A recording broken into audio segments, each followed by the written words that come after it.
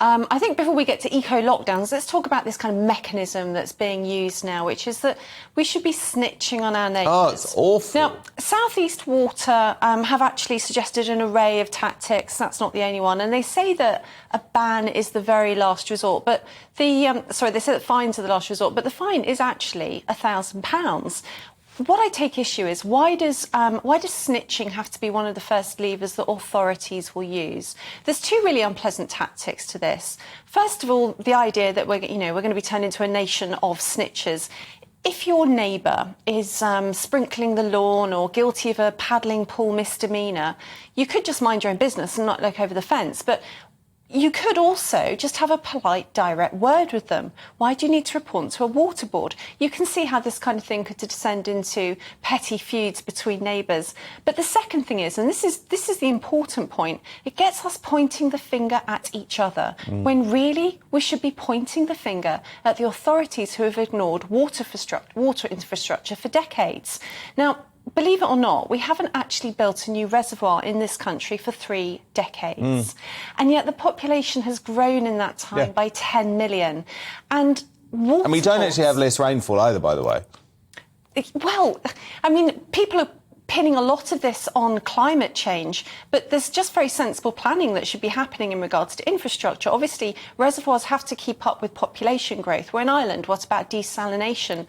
More importantly, and it's in the news today, are water board leaks. So we lose a staggering 3 billion litres every day in water mains leaks. And just today, when this news about a hosepipe ban and fines is in the news, Islington in London and Dartford in Kent are underwater. Poor, furious residents are literally paddling around because of floods. I know, and Laura, to me, what the concern is that the government, the people that you've investigated, all of the behavioural insights team realised over the course of the COVID pandemic that actually, as a society, we are so easily influenced. It's actually quite easy to get us to dob on our neighbours and to change our behaviour. So we have to fight up against this type of thing, don't we? I think so. I have a bit more faith in people. I have a lot less faith in the nudgers who think they know us.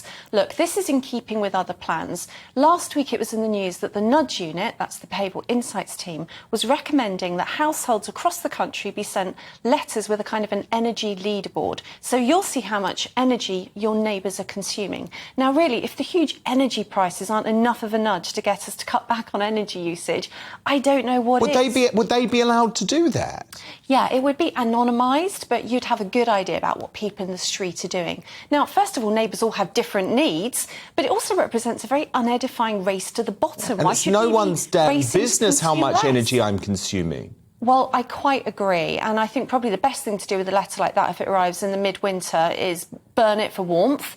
But this goes back even further. Let's remember the bad old COVID days. If you remember, police set up snitch lines for people who'd broken lockdown rules.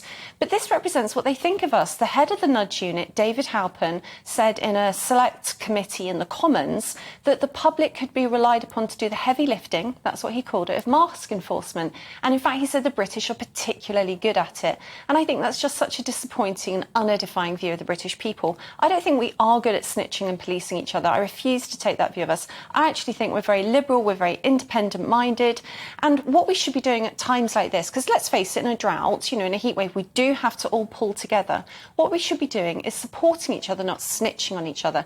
And crucially, instead of pointing the finger at each other when we see misdemeanours happening, remember to point the finger back at the authorities who've allowed the infrastructure to become this. And let's ask those questions of them rather than feel like we need to take the heat.